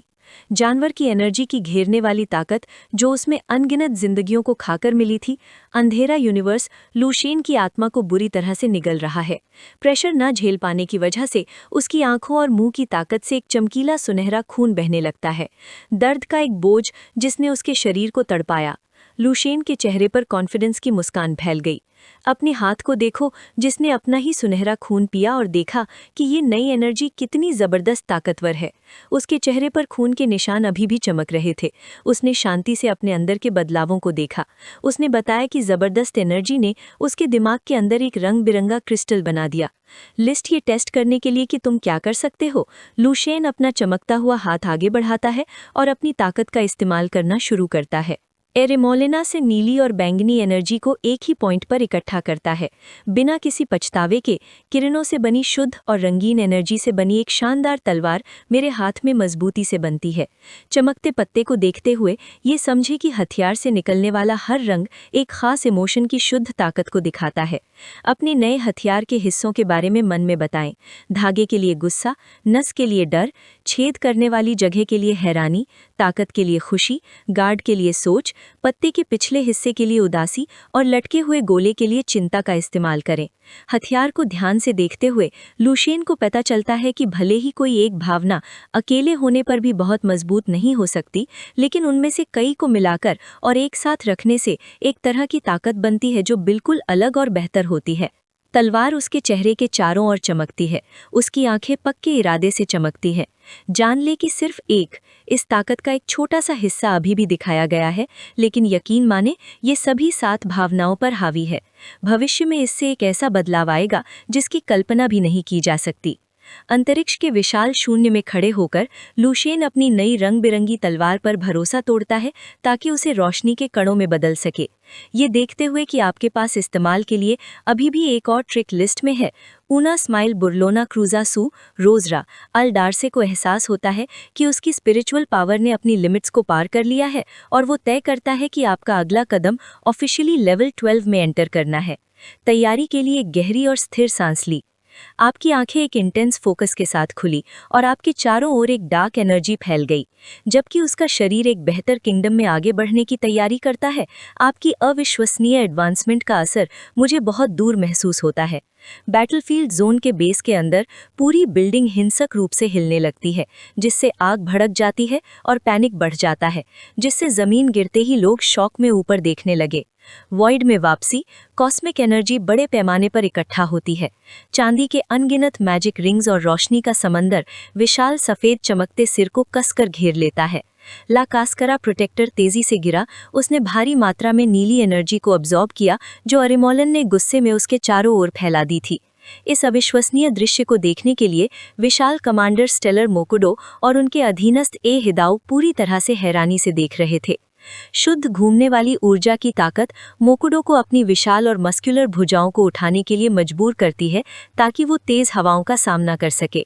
सुदांदो, तेज दबाव के कारण मोकुडो ने हैरानी से बताया कि ल्यूशन का असली उत्थान आखिरकार शुरू हो रहा है।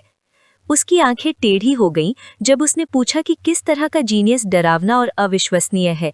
खोज का अंत। अपनी तरफ ए हिदाओ घबराहट में अपनी छाती की ओर झुका, जोर जोर से आहें भर रहा था, जबकि उसके दिल में घबराहट की एक बेकाबू भावना बढ़ रही थी। प्रताड़ित लड़की को देखते हुए वो डर और हैरानी के मिले जुले भाव से बताता है कि वो इतना शक्तिशाली था कि आसमान को कब्जा कर सके और पृथ्वी ठीक उनके सामने एक बिंदु पर है। अचानक तेज रोशनी का एक विशाल स्तंभ आसमान से उस क्षेत्र की ओर बढ़ती ताकत से गिरा। आसपास के योद्धा कंफ्यूज होकर देख रहे थे, क्योंकि जहां रोशनी पड़ रही थी वहां नीली लपटें निकल रही थी। सोच रहे थे कि अभी अभी कौन आया है नीले लामाओं के बीच से। एक नया योद्धा आगे बढ़ता है और खुद को मशहूर चमत्कार ऑन ट्यूरिंग के रूप में दिखाता है। बाकी दो योद्धा उसे पूरी तरह से इम्प्रेस होकर देखते हैं और बताते हैं कि मशहूर ऑन ट्यूरिंग भी एनर्जी की भारी गड़बड़ी से बेस की ओर अट्रैक्ट हुआ था। ऑन का एक्सप्रेशन तब तेज हो जाता है जब उसका ध्यान ऊपर आसमान में उस बड़ी मौजूदगी पर जाता है। उसने भीड़ की तरफ पीठ की और हैरानी से ऊपर देखा। नीली एनर्जी का वो बड़ा गोला जिसे लुशेंग बदल रहा है। उसके चेहरे पर हैरानी का भाव आ गया और उसके गाल पर एक आह निकल आई जब उसने पूछा कि क्या बेस में कोई सच में लेवल 13 पर जा रहा है। वो निराश महसूस करता है, ये सोचकर कि उसका बड़ा रिटर्न पूरी तरह से छिप गया है। और भी हैरानी होगी जब आपको लगेगा कि खोपड़ी के अंदर मौजूद इंसान 43 पावर के नियमों का इस्तेमाल कर रहा है, जो अपने आप में 20 नियमों से दुगने से भी ज्यादा हैं। सीखना सीखें। अचानक मैंने अपनी आंखें खोली और मोजे के अंदर एक डिटेल देखी, एट्राडोर। जब आप एनर्जी के टॉर्चर के आसपास देखते हैं तो आपको अंदाजा होता है कि आप असल में क्या देख रहे हैं। लेवल 13 पर चढ़ने के साथ कोई इत्तेफाक नहीं, पूरी तरह यकीन न होने पर नीचे देखते हुए एक अजीब सी हैरानी कि ये बस लेवल 12 पर चढ़ना है। समझ नहीं पा रहा था उस स्टेज पर किसी के पास इतनी नामुमकिन पावर कैसे हो सकती है। इस बीच बैटलफील्ड से बहुत ऊपर स्पेस में एक पर्पल डार्क और अस्तव्यस्त कोटल तेजी से खुलता है। शानदार स्टेला कमांडर मोकोडो खतरे को नोटिस करता है, जबकि अफरा तफरी और अंधेरे का एक ऑरा वॉइड से निकलने वाली पर्पल किरणों के साथ मिल जाता है। मोकोडो का चेहरा सीरियस हो जाता है, जबकि आसपास के सैनिकों से पूछें कि क्या वे अगली लड़ाई के लिए तैयार हैं। योद्धाओं का एक ग्रुप जिसका लीडर लाल नुकीले बालों वाला एक आदमी है, जिसके हाथ में एक चमकती हुई तलवार है, बहुत बड़ा, सहमति में जोर से दहाड़ रहा है, लड़ाई के लिए पूरी तरह तैयार है। मोकोडो अपनी बड़ी मुट्ठी उठाता है और अपने पीछे स्पेस में तैर रहे योद्धाओं की सेना को एक करता है। समझाता है कि हर बार जब कोई होनहार इंसान बड़ी बढ़त बनाता है तो जानवरों का ग्रुप हमेशा हत्यारों को मारने के लिए भेजता है, इसलिए जीनियस की रक्षा करना उनका फर्ज है। मोकोडो को याद आता है कि उसका अपना ऑन ट्यूरिंग का लेवल 12 तक पहुंचना भी ऐसा ही था, लेकिन उसने लुशेंग के टैलेंट को माना। ये असल में मशहूर होनहार से कई गुना बड़ा है। एक खूंखार नज़र से मोकोडो फिर से नए सैनिकों के साथ रीजॉइन करता है, ऐलान करता है कि ये युवा जीनियस की रक्षा के लिए आखिरी लड़ाई है और सभी को आने वाले दुश्मन का सामना करने के लिए तैयार रहने का ऑर्डर देता है। इस बीच बड़ी स्पेस स्टेशन के बेस पर लौटते हुए शोरगुल वाले अलार्म बजने लगे। सोनार तेजी से बजने लगा, जिससे अंदर मौजूद सभी लोगों को खतरे का सिग्नल मिला। एक गंभीर योद्धाओं का ग्रुप, जिसे लाल स्कार्फ पहने एक आदमी लीड कर रहा था, लड़ाई के लिए लिस्ट बना रहा था। लड़ाई की जोरदार आवाज़ों के साथ अलग अलग योद्धाओं ने खुद को रंगीन एनर्जी की ढालों में लपेट लिया और दुश्मन पर हमला करने के इरादे से खाली जगह की ओर तेजी से बढ़े। इंसानी योद्धाओं की एक बड़ी लाइन, जिसमें भारी कवच, जादुई कपड़े और बड़े हथियार पहने लड़ाके शामिल थे, वे स्पेस में एक साथ रहे, लुशेंग से सजी एक बड़ी झाड़ी के सामने एक मजबूत दीवार बनाते हुए। वहां खोजते हुए एई हिडेओ ने सेनाओं के भारी जमावड़े को देखा और यूं ही खुद से कहा कि पूरा सीन थोड़ा बढ़ा चढ़ाकर दिखाया जा रहा लग रहा है। अचानक एक लाल लड़की और दाढ़ी वाला एक लंबा और मस्कुलर लड़का रोशनी की एक चमक में दिखाई दिए। लड़की ने उत्साह से उससे पूछा कि वो कितने कातिलों को छिपाएगा, कहाँ आ सकता है। ये देखते हुए कि उन्होंने एऑन नॉन द्वारा 2 लेवल 13 जनरल भेजे हैं, लुशेंग जैसा एक राक्षस निश्चित रूप से और भी बड़ी ताकत को आकर्षित करेगा। जब मैंने ये सुना तो बस इसे छिपा दिया। मैं चुपचाप विश्वास के साथ सो गया और एक छोटी सी आह भरी। हिडेओ ने ग्रुप को मजबूती से शांत किया, ये पुष्टि करते हुए कि उन्हें चिंता करने की कोई बात नहीं है। लेवल 13 के 3 योद्धाओं के साथ उनके अधिकतम पॉइंट पर और कमांडर जनरल मुकोडो के साथ उस खाते का संकेत दें, क्योंकि कातिलों के पास एक मजबूत बचाव के खिलाफ कोई मौका नहीं होगा। हालांकि ग्रुप ने भरोसा किया और अचानक डर ने हमला कर दिया। आसमान की ओर देखो, पूरी तरह से एक नई मौजूदगी से डरा हुआ। मस्कुलर टाइप एक सूखी ठंडी अलदार्स खाते में टूट जाता है कि उन्हें दबाने वाली भयानक आभा असल में कमांडर सुप्रीम लेवल 14 की है। आसमान के शीर्ष पर तीव्र बैंगनी किरणें हिंसक रूप से आराम करना शुरू कर देती हैं, जबकि एक अंधेरा और विशाल भंवर अस्त-व्यस्त ऊर्जा के साथ नीचे उतरता है।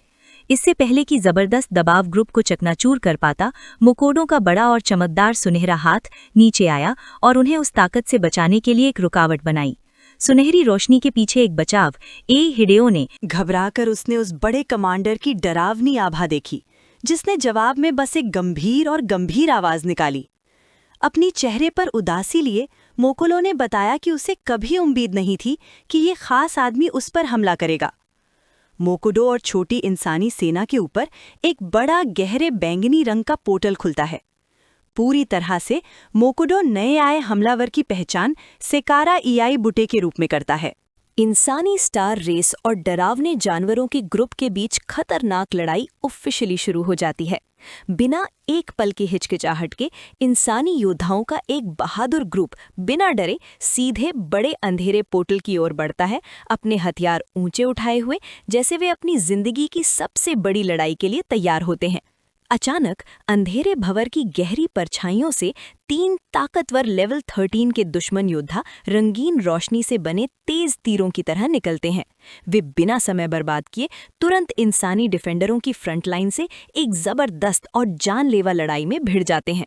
लड़ाई का मैदान जल्दी ही पूरी तरह से अफरा तफरी में बदल जाता है। लंबा, मजबूत बकरी जैसी दाढ़ी वाला योद्धा अब तेज सुनहरी आग जैसी एनर्जी से चमक रहा है। वो हाई डी दांव के साथ बहुत ज्यादा दबाव में है और बचने के लिए बेताब चालें चलने को मजबूर है, क्योंकि ऊपर से उन पर गहरे बैंगनी रंग की एनर्जी के बड़े जानलेवा हमले हो रहे हैं। पूरे खाली तारों वाले शून्य में हर जगह खतरनाक और खूनी लड़ाई छिड़ जाती है। बहादुर इंसानी योद्धा पंखों वाले शैतानी जानवरों और बड़े सांपों से जोरदार भिड़ंत करते हैं, जो तेज एनर्जी बीम निकाल रहे हैं। पास में बड़ा स्टार कमांडर मोकोटो अपनी जबरदस्त ताकत का इस्तेमाल करके एक बहुत बड़े पीले ड्रैगन जैसे राक्षस के डरावने चटकते जबड़ों से जबरदस्ती जूझता है। इस अफरा तफरी के ठीक बीच में मशहूर टैलेंटेड एओ नोंग ट्यूरिंग एक खतरनाक लड़ाई में उतरता है और एक ऐसे देवता की तरह लड़ता है जिसे कोई नहीं रोक सकता। रूल पावर के 20 टुकड़ों का इस्तेमाल करते हुए, जिसमें उसने पूरी तरह से महारत हासिल कर ली है, वो अपने हाथ उठाता है और आखिरी शैतानी जनरल का सीधा सामना करने के लिए चमकदार सुनहरी आग का एक बड़ा घूमता हुआ गोला बुलाता है। एओ नोंग ट्यूरिंग डरावने ग्रे स्किन वाले सींग वाले राक्षस से जोरदार भिड़ंत करता है। उनके हथियार एक दूसरे पर जबरदस्त ताकत से हमला करते हैं, जिससे सुनहरी और बैंगनी एनर्जी का एक बड़ा जोरदार धमाका होता है, जो आसपास की जगह को हिला देता है। इतने ताकतवर और खतरनाक दुश्मन से लड़ने के बावजूद एओ नोंग ट्यूरिंग का मन जलन की तेज भावना से बहुत ज्यादा भटका हुआ है। बहुत ज्यादा गुस्से में और साफ तौर पर निराश दिखते हुए वो सोचता है कि कैसे वो स्टार सेक्टर्स का अकेला बिना किसी शक के लेजेंड हुआ करता था। लॉर्ड मोकोटो ने पर्सनली उसकी तारीफ की थी, कम से कम तब तक जब तक ये नया रहस्यमयी टैलेंट अचानक एक नामुमकिन 43 रूल के टुकड़ों के साथ नहीं आ गया। जैसे जैसे वो लड़ता रहता है, उसके विचार पूरी तरह से उस चमकते नीले कोकून पर टिके रहते हैं जो दूर से तेज एनर्जी निकाल रहा है। वो गुस्से में खुद से तय करता है कि वो उस कोकून के अंदर छिपे किसी भी व्यक्ति से कमतर नहीं बनना चाहता, खासकर तब जब उनके अचानक आने से उसका सबसे बड़ा जीनियस होने का गर्व पूरी तरह से टूट गया। अपनी पूरी शारीरिक और मानसिक सीमा तक धकेले जाने पर एओ नोंग ट्यूरिंग आखिरकार अपना आपा खो देता है। उसकी आंखें एक तेज सफेद रोशनी से चमकने लगती हैं क्योंकि वो गुस्से में अपने दुश्मन को मरने के लिए चिल्लाता है, अपनी अब तक की सबसे खतरनाक और शक्तिशाली टेक्निक इस्तेमाल करने की तैयारी कर रहा है। वो अंधेरे तारों वाले खालीपन में धधकती सुनहरी एनर्जी की एक बहुत बड़ी जबरदस्त बौछार करता है, जिससे जोरदार धमाके सीधे उस डरावने राक्षसी जानवर की ओर जाते हैं। ये बहुत ज्यादा ताकतवर और खतरनाक हमला ग्रे स्किन वाले सींग वाले राक्षस जनरल पर सीधे लगता है, जिससे जलती हुई आग और तेज रोशनी का एक पूरी तरह से अंधा कर देने वाला धमाका होता है। अचानक हुए हमले की बहुत ज्यादा और खतरनाक ताकत राक्षस को पूरी तरह से दबा देती है। उसका मजबूत शरीर असल में घुलने और जलने लगता है, जो तेज नीली और गहरी बैंगनी एनर्जी के एक बेतहाशा घूमते हुए माहौल में फंस जाता है। हमले का दबाव इतना तेज और खतरनाक होता है कि राक्षस का चेहरा और बड़े सींग सचमुच फटने और टूटने लगते हैं। दूर से ताकत का ये जबरदस्त प्रदर्शन देखकर छोटे नारंगी बालों वाली लड़की हैरान और इम्प्रेस दिखती है। वो मन ही मन सोचती है कि एओ नोंग जैसे मशहूर और टैलेंटेड इंसान से हर कोई ऐसे ही खतरनाक हमले की उम्मीद करता है। उसी समय लड़ाई के मैदान के एक बिल्कुल अलग तरफ हाई जी दाओ अपनी जगह बनाए रखने के लिए जोरदार लड़ाई करता है। वो अपनी तेज तलवार का इस्तेमाल करके एक अलग बिना चेहरे वाले डेमन जनरल के भारी और जबरदस्त हमले को मुश्किल से रोकता है, जिससे गहरे बैंगनी रंग की एनर्जी निकलती है। जैसे ही उसे जोर से पीछे धकेला जाता है, वो मन ही मन इन लेवल 13 जनरलों की सच में डरावनी और जबरदस्त शारीरिक ताकत को नोटिस करता है। अपनी मुश्किल और जानलेवा ताकत के बावजूद हाई जी दाओ एओ नोंग की लड़ाई को कंफ्यूज्ड और थोड़े मजेदार एक्सप्रेशन के साथ देखता है। वो सोचता है कि आमतौर पर एक लेवल 12 के योद्धा को लेवल 13 के जानवर के खिलाफ डटे रहना देखकर वो अंदर तक चौंक जाता। हालांकि लियू शेन को लड़ते हुए देखने के उसके हाल के अनुभवों ने उसका नजरिया पूरी तरह से बदल दिया है, जिससे ये नामुमकिन सा काम अब उसे बिल्कुल नॉर्मल लगता है।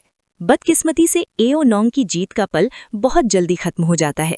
ग्रे स्किन वाले डेमन जनरल के कटे फटे चेहरे पर अचानक एक डरावनी चौड़ी मुस्कान फैल जाती है। गहरे बैंगनी रंग की ऊर्जा से चमकता हुआ डेमन जनरल आसानी से और तुरंत अपने भाई को पूरी तरह से पुनर्जीवित कर लेता है। उसका शरीर ठीक हो जाता है। वो एक ताना मारने वाली मुस्कान के साथ अपनी पूरी ताकत में लौट आता है, ऐसा बर्ताव करते हुए मानो उसे कभी कोई भारी चोट लगी ही ना हो। अपने सबसे घातक हमले को कुछ ही सेकंड में पूरी तरह से बेकार होते देख आओ नोंग ट्यूरिंग को पसीना आ जाता है। वो उस राक्षस की तुरंत ठीक होने की क्षमताओं को देखकर पूरी तरह से डरा हुआ और बहुत ज़्यादा निराश लगता है। फिर भी अपनी मौजूदा घबराहट के बावजूद ये बात कि वो सिर्फ लेवल 12 का शरीर होते हुए भी लेवल 13 के जानवर को घेरने और उसे भारी नुकसान पहुंचाने में कामयाब रहा, अपने आप में एक बेहद दुर्लभ और गर्व करने लायक उपलब्धि है। लेकिन हकीकत कड़वी है। उसके विनाशकारी और शक्तिशाली हमले के बावजूद वो दानव सेनापति उसके सामने मजबूती से खड़ा है, जिसे कोई असली या स्थायी नुकसान नहीं पहुंचा है। पूरी तरह से गुस्से और अविश्वास में अपनी छाती पकड़कर आओ नोंग ट्यूरिंग इस बेहद निराशाजनक हकीकत को स्वीकार करने के लिए जोरदार संघर्ष करता है। उसकी आंखें हैरानी से चौड़ी हो जाती हैं जब वो एक अमर स्तर के वंश का गर्वित वारिस होने के अपने बेहद प्रतिष्ठित दर्जे और ट्यूरिंग परिवार के सबसे बड़े गौरव के रूप में अपनी भूमिका के बारे में सोचता है। उसे इस दर्दनाक विचार से गहरी शर्मिंदगी महसूस होती है कि उसके जैसा एक जीनियस जो लेवल 15 का गैलेक्सी लॉर्ड बनने के लिए पैदा हुआ है, इस समय बस यही उम्मीद कर रहा है कि वो सिर्फ लेवल 13 के जानवर से हार ना जाए।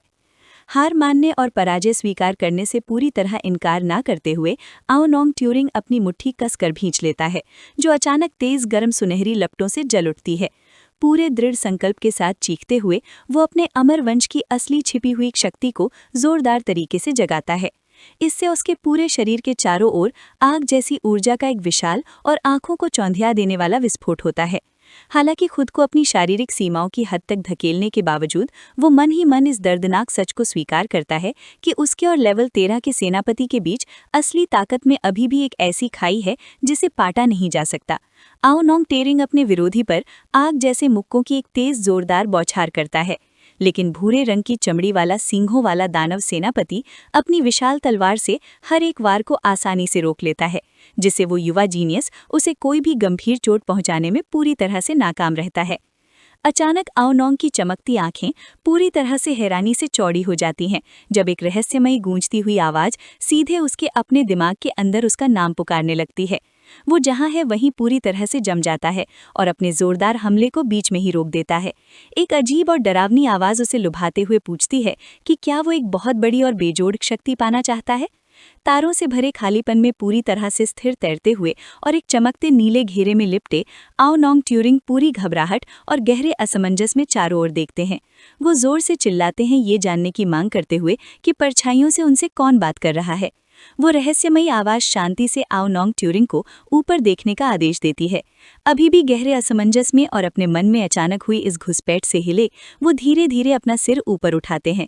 जैसे ही वो तारों से भरे खालीपन में गहराई से देखते हैं, ऊपर चमकती नेबुला से अचानक दो विशालकाय ब्रह्मांडीय आंखें प्रकट होती हैं। वो अलौकिक सत्ता लापरवाही से उन्हें बताती है कि उन्हें बहुत अधिक शक्ति प्रदान करना उसके लिए एक बेहद आसान काम है। उस विशाल चमकती आंख का एक क्लोजअप दृश्य स्पष्ट रूप से उस अजीब प्राणी के विशाल पैमाने और वास्तव में भयानक प्रकृति पर जोर देता है जो इस समय उस युवा मेधावी का सामना कर रहा है। वे विशाल चमकती आंखें आओनोंग की छोटी सी आकृति के ऊपर भारी भरकम ढंग से छाई हुई हैं। वो सत्ता प्रतिद्वंदी मेधावी के पास मौजूद 43 नियम खंडों को कम तरांकती है और गर्व से दावा करती है कि वो आओनोंग को पलक झपकने में सैकड़ों या यहाँ तक कि हजारों खंडों में महारत हासिल करने में आसानी से मदद कर सकती है। इन दावों से पूरी तरह से सन्न होकर चुप रहे आओनोंग ध्यान से सुनते हैं जब वो चमकता प्राणी उन्हें वो सब कुछ देने की पेशकश करता है जिसकी वो कभी इच्छा कर सकते हैं। वो वादा करता है कि वो उन्हें तेजी से 13वें लेवल तक पहुंचने, ब्रह्मांडीय नियमों में पूरी तरह से महारत हासिल करने या यहाँ तक कि जादुई रूप से उनकी पहले से ही प्रतिष्ठित रक्त वंशावली को पौराणिक सम्राट स्तर तक उन्नत करने में मदद करेगा। वो युवा योद्धा इस अविश्वसनीय रूप से लुभावने प्रस्ताव पर गंभीरता से विचार करता है, क्योंकि वो आवाज उसे पूरे सर्प ब्रह्मांड का सबसे महान मेधावी बनाने की गारंटी देती है। वो लापरवाही से ये भी जोड़ती है कि इन सब के बदले में उसे बस एक छोटी सी शर्त पूरी करनी होगी। अंत में एक अलौकिक चमकता हुआ हाथ उस तेज ब्रह्मांडीय प्रकाश से धीरे से बाहर निकलता है और नरमी से आओनोंग की ठोड़ी ऊपर उठाता है। वो रहस्यमयी सत्ता फिर चुपचाप अपना प्रस्ताव पूरा करती है, बस उस मेधावी से इस परम और अजेय शक्ति के बदले में उसके लिए एक बहुत छोटा सा काम करने का अनुरोध करती है। ये वीडियो का अंत है। अगर आप लोग अगला भाग देखना चाहते हैं तो हमारे चैनल को सब्सक्राइब करें।